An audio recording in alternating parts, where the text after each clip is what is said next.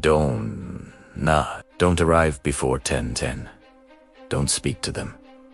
Ever. All right, I understand, I said, trying to seem calm. But my skin was already crawling. I started the job the next day, just like he said. I'd enter without knocking, get the food, feed the dog, and leave. Every time the door opened, the dog would try to bolt outside, but the man had strictly forbidden it. This went on for a month and a half. My pay was always there on top of the fridge. But that night, things changed. I put the food down, but the dog didn't even look at it. "What's wrong, buddy?" I whispered. I felt sorry for him. A 5-minute walk wouldn't hurt, right? I grabbed his leash.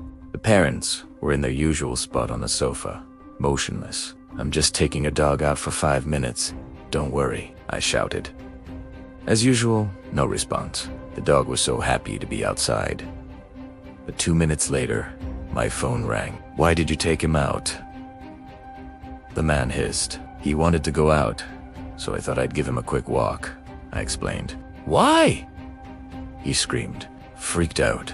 I told him I'd bring him back right away and hung up. The dog started barking and fighting the leash as I dragged him back. By the time we were inside, it was 10:13 p.m.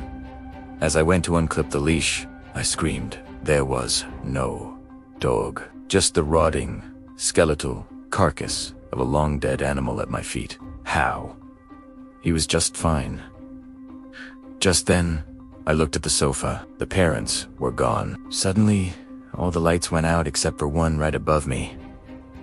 I bolted for the door. As I ran, the lights behind me died one by one, and the ones ahead flickered on. When I reached the exit, the lights stayed on, and there they were, the parents, standing right in front of me. They weren't just old. They were animated corpses. I collapsed in terror and scrambled toward the windows, but they had vanished. I was trapped. I curled into a ball. "Please, don't hurt me. He's the same age as our son," the old man's voice rasped. "Yes, look how handsome he is," the old woman added. But your son hired me," I stammered. The old man looked sad. "Our son left us, and the house has been empty ever since." "Do you still live with your parents?" the woman asked. "Yes," I said, my voice shaking. "I'm their only son." Hearing this, tears filled their eyes. "What a responsible boy," the old man whispered. "Yes, I like him very much," the woman added, a twisted smile forming on her face. Then, together, they spoke. "We want this one."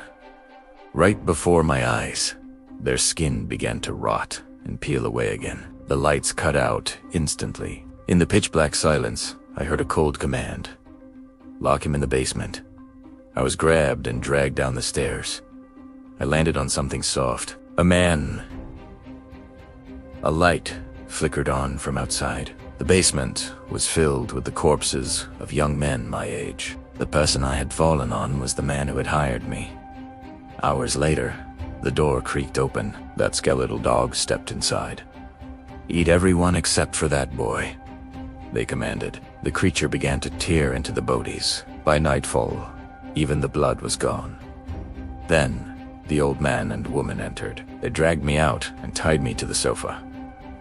"Please, let me go," I sobbed. The woman held up a noose. "He should be gone in 5 minutes," the old man said. "It must happen at the exact time, so he doesn't stay behind." It was 9:55 p.m. The lights went out. I felt a rough rope tighten around my throat. I thrashed, fighting for air, until finally, there was nothing. When my eyes opened again, all I knew was that these were my parents, and I lived here with them.